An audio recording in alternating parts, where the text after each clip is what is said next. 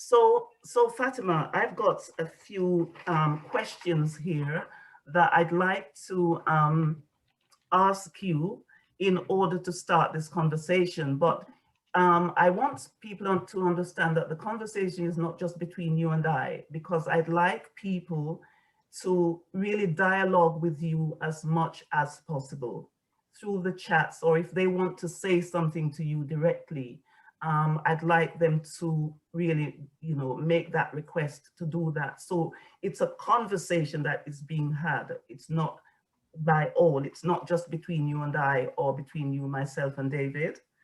So the first question is, Fatima, what is it that resonated with you?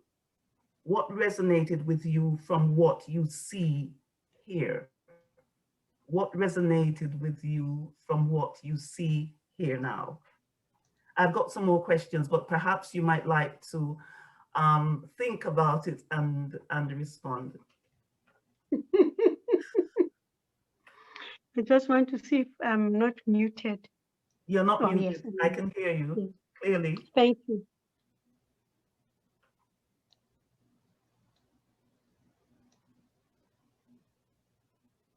I come from a culture of Ubuntu. And in my culture, when I say to you, Ungumtu, when I say to you, I a human being, it is regardless of your skin color. It is the qualities that I see in you. Because honestly speaking, Ubuntu is virtue. So what I'm seeing here at this moment is a gathering of people who are thirsty for truth. And the truth is that we are not the color of our skins. We're something much more than that.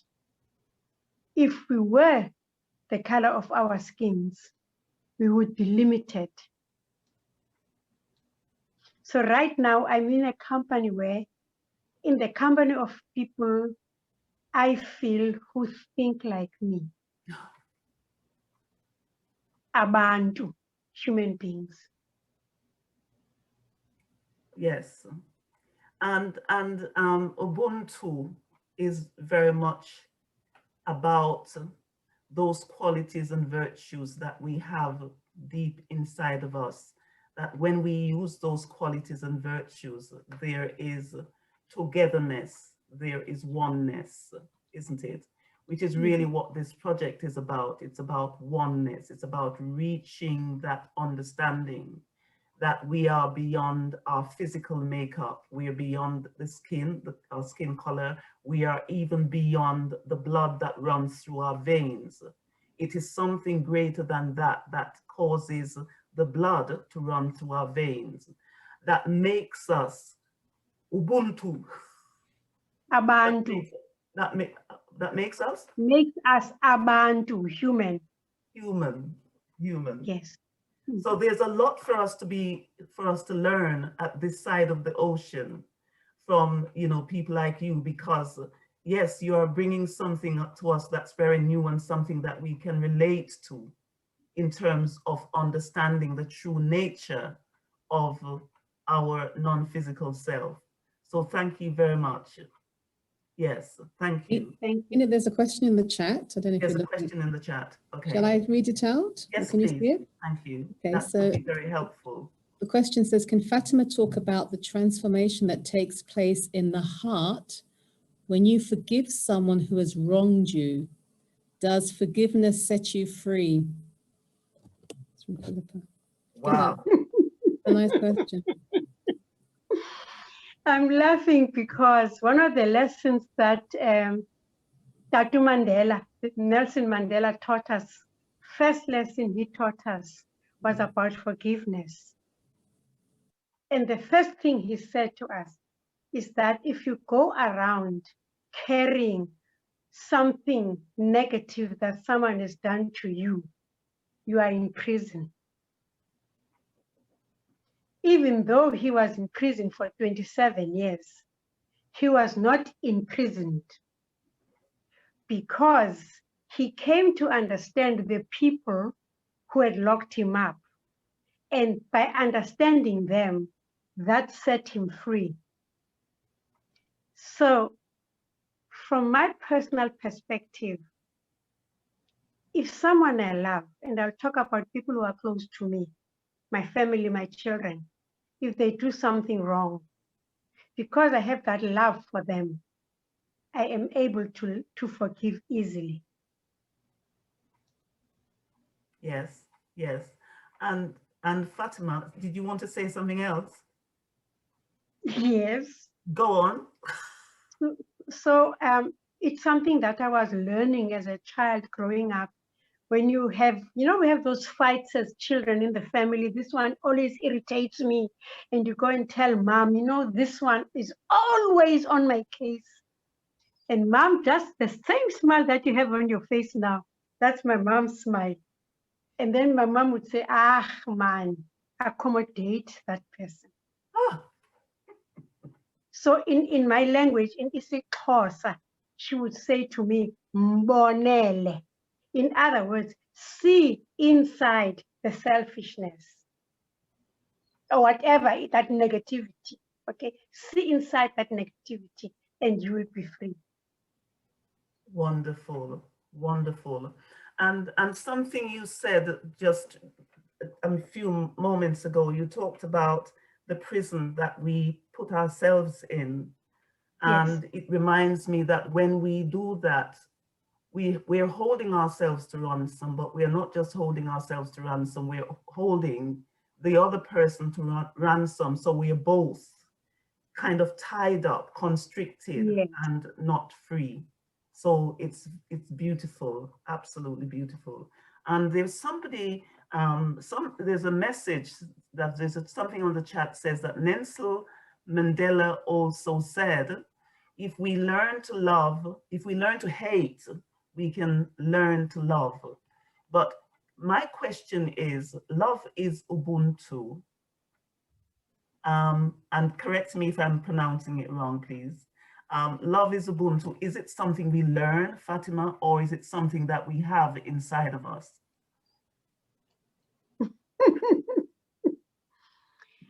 We know that love is in us. It's natural. We're born with it. So it's not something that you learn. We learn to hate. We learn all the other negative things. Because the positive things, as our parents would say, we sucked them from our mother's breasts. Yes. And at the same time, we also do the same thing with the negative things. We learn negativity from other people. Yeah. But we are love. If you look at a little child has everything. Love, you can scold them now, they'll go away and cry in the corner. 4 minutes later, they're back. Okay? So it's not something that the child has learned. It's something that's in the child itself. It is what we call Ubuntu bakhe. Hey, humanity. It's a beautiful language. In fact, it's quite rhythmic, that language, actually. Yeah. Can I say something quickly? Can I say something quickly? Yes, of course, indeed. It doesn't have anything to do with this, because in the Xhosa language, we use parts of our tongues that many other languages don't. So in the English alphabet, we have the X. And in isiXhosa, that X is that sound that I just made now. So we make phrases as children because we used to play outside when it was raining and we'd hear the frogs, having conversations. And so what we heard as children with those frogs having conversations in the water, the frogs used to say, nazo ingxoxo ziyaxoxa kwezomnqanqasi ngamaxoxo. Lovely.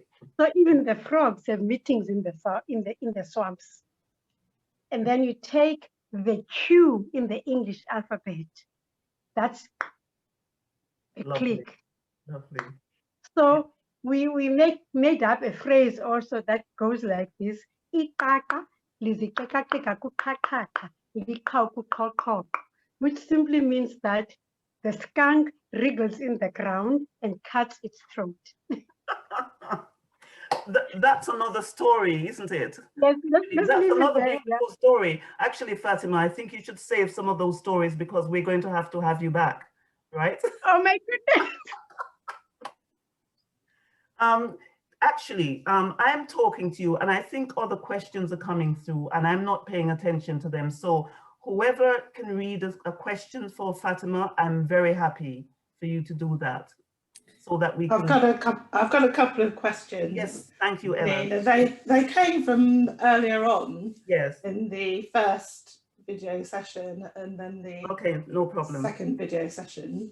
But I think they're really quite illuminating, to say the least. So the first one was, what made Annie raw? What was she trying to protect or defend? Your response. Yes. In the late 50s and late 50s and 60s in South Africa, there was racial segregation. So there was even a law that was against people of different races being partners or, you know, having a love affair. And this is something that I realized later after my mom died. Why every time when I would raise this topic about Mr. Rogers, she would roar like a lioness and say, "Shut up, there are things you will never understand." That phrase still sits in my mind and I still remember saying, I will never understand her. But later on, I realized that Mr. Rogers was a white man who was retired. They had a relationship between maid and master because my mother was part of that family. And so when the relationship spills over into the outside, where Mr. Rogers comes to my house and brings my mom gifts and has tea at my house, my mother was politically afraid. So she was trying to save that relationship. So that's why she never answered me. Okay. Thank you so much. The person who asked that, I don't think is any longer on the chat, but there was also a question earlier from Philippa. Philippa, I don't know if you'd like to unmute yourself and ask your question about the relationship with Fatima's mother after understanding the relationship she had with Mr. Rogers. Would you like me to ask the question or would you like to unmute yourself and ask? Okay, so Fatima, the question from Philippa is, how did your relationship change with your mother after understanding the relationship that she had with Mr. Rogers? I only understood the relationship after my mom died. But my mother and I, that, don't know what to call it, that my not understanding her relationship, which, oh yeah, no. I remember I asked my sister, okay, because one day my mom told us to drive to a certain street in Langa, and she told my sister to stop the car. And then she said to me, "Do you see this house?" I said, "Yes." And she said, "This was the very first house that I owned when I lived in Langa. Mr. Rogers gave it to me."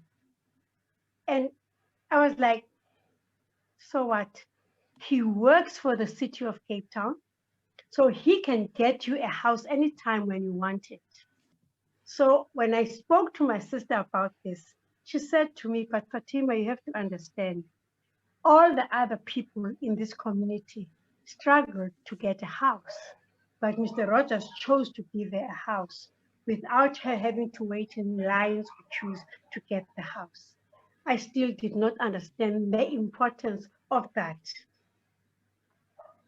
But then after my mother died, when I had white friends, then I realized that the friendship between my mother and Mr. Rogers was genuine, and she would do anything to protect it. In the same way that my relationship with Sue Clark, who was my first white friend, meant a lot to me, and I was prepared to defend it. Thank you, Fatima. And so what about the relationship with your mother? It's clear that you had this understanding about her relationship with Mr. Rogers. How did it impact your relationship with your mother while she was here and now she's moved on and transitioned? It never changed anything, you know. It's something that we spoke about, we disagreed, and that was it. It didn't create a dent in our relationship. Thank you. Thank you. That's so illuminated, because I think many people would think that that would have quite a negative impact. So thank you, appreciate that. The other question coming in is, where do you find the strength and fortitude to restore, heal, and to make whole in you what the world continuously attempts to divide? This question. And that's from Nick Haddadi. I hope I've pronounced that correctly. That's a Yes, it is. really great question. Yes. Thank you for that, Nick. Nice question. What? So where did you find the strength and the fortitude to restore, to heal, and to make whole in yourself? Yes. What the world continuously attempts to divide. You know, you had to really create Yes. your own story. Yes. Yes. Yes. I lived in a very powerful community in Langa. So I had examples in front of me. My mother was one of them. She was a very, very strong woman. She believed in God in such a deep way.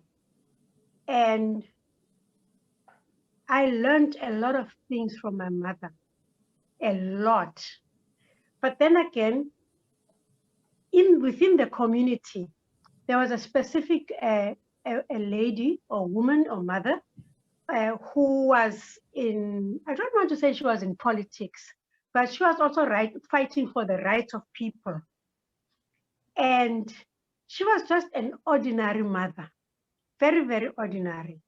But every time something came up, she would be the first person to step up, step outside, and go to all the people in the neighborhood. I remember there was a potato boycott because the farmers were killing the black potato workers and burying them on their farms. And so she steps out of the house dressed in a sack dress, straight sack dress made from sacks, and she had a necklace made from raw potatoes. She knocks on my mother's house door, and they would always greet each other with their clan names. They would never call each other by their given names, always the clan name. And so my mother was laughing at her and saying, "Is this the latest fashion?" You know, the way she was dressed. And then she said to my mother, calling my mother by her clan name, "Sit down." And then she sat down, and then she explained, you know, why she was wearing the costume, and that there's going to be a potato boycott. We're not going to eat potatoes. I am going to go from house to house to house, explaining this to everybody, because the next time when I come, I will go into your kitchen, do something very un-African, open your pot, and if you've cooked potatoes, I will spill your pot outside. So but they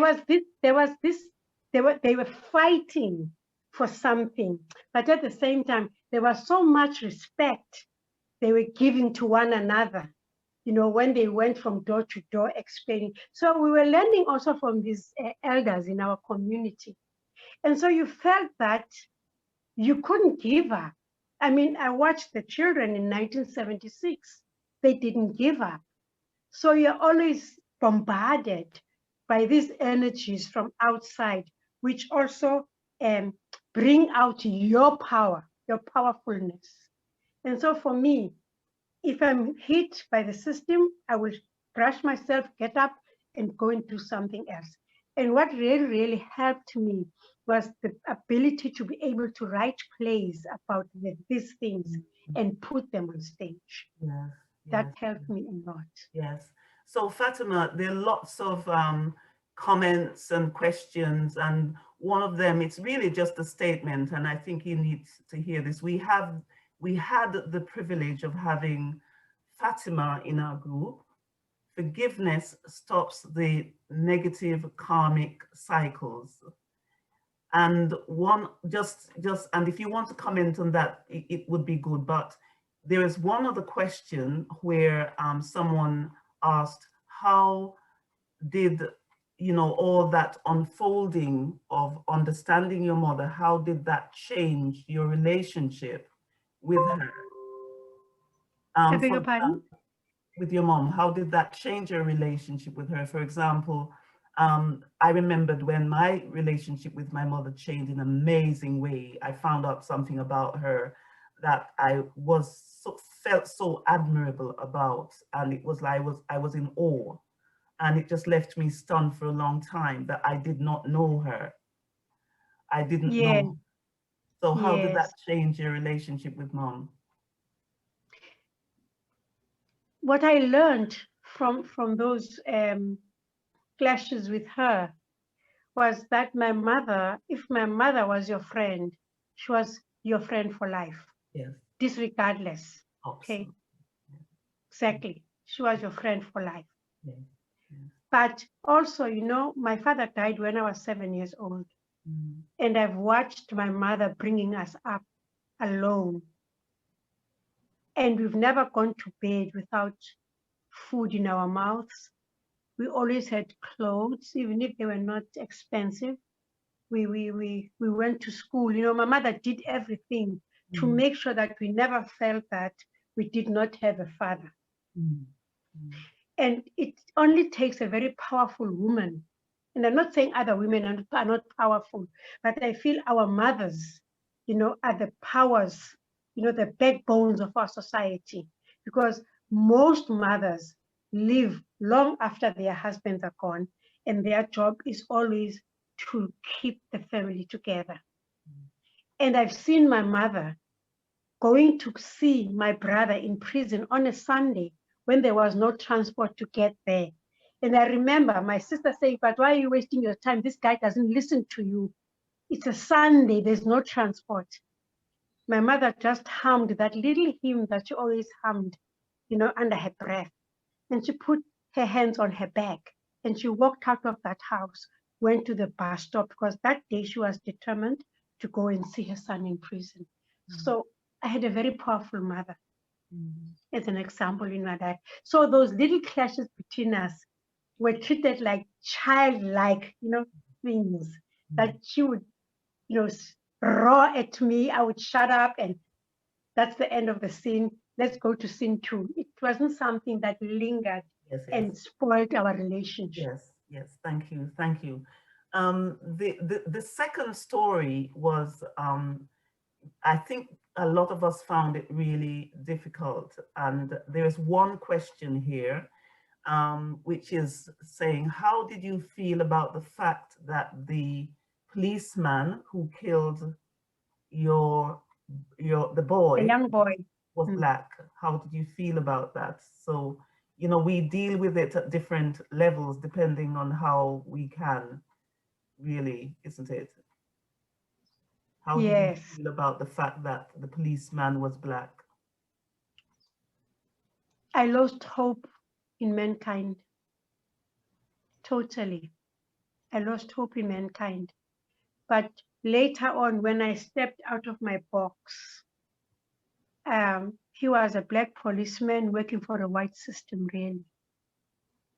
What choices did he have? He did have a choice, because that boy did not throw a stone. He asked him a question that annoyed him. But then, to me, the question was, what happened to his Ubuntu at that point in time? that he picked up that gun and shot a 15-year-old. And I could not find the answer for that. And that's where I lost hope Yes. in humanity. Yes, and this is what happens in situations like that. We lose our Ubuntu.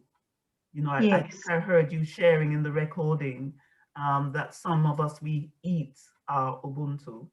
Yes. Yes. Yes, yes. Actually, this is really lovely. Someone is asking you, will you write a book around this in the future, or is there a book already? Yes, good This question. is a generational story, so inspirational to pass on about relationships in all its color and volume. Food for thought?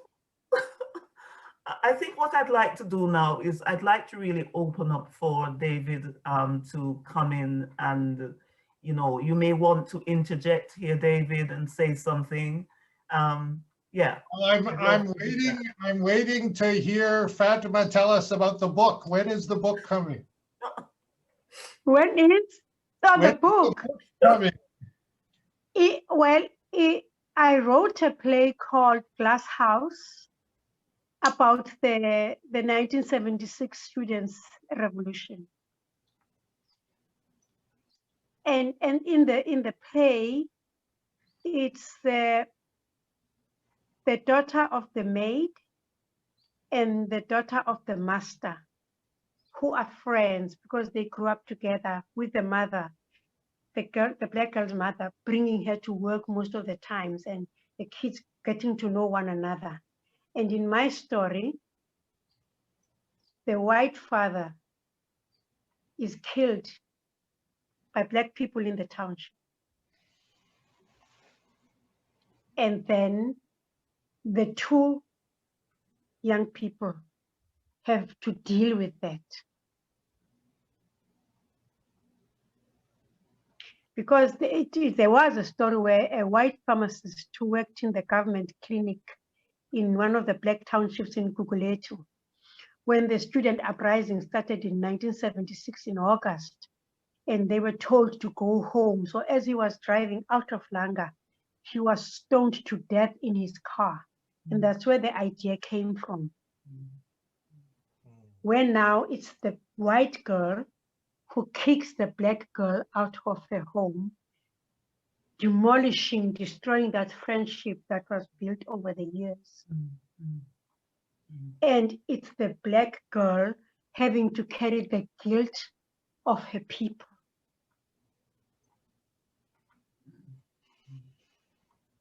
Wow, so much we can learn from you, Fatima. We want to just sit at your feet and hear more and more of these stories. They're truly inspiring. Thank you so much. There's lots of other questions in the chat box, but I don't think we're going to be able to get to them today.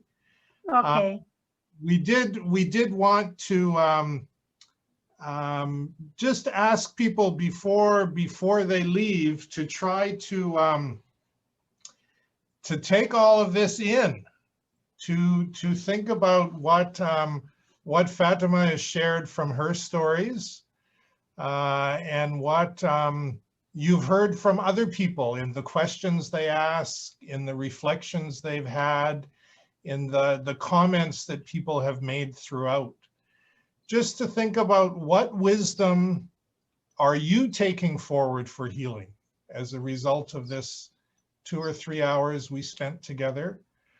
What wisdom are you taking forward for healing, celebrating, and guiding your own life, and to support others and your community as a whole? So maybe, Manesh, if we could go to that slide, it's slide number 31, just so people can see that question. And we'll just leave people to think about that question for a moment. And then we'll move into our wrap up. We have a few things to wrap up, and a a big, more formal thank you we want to give to Fatima as well. But here's the question we want to leave you with. What wisdom are you taking forward for healing, celebrating, and guiding your own life, and to support others and your community as a whole?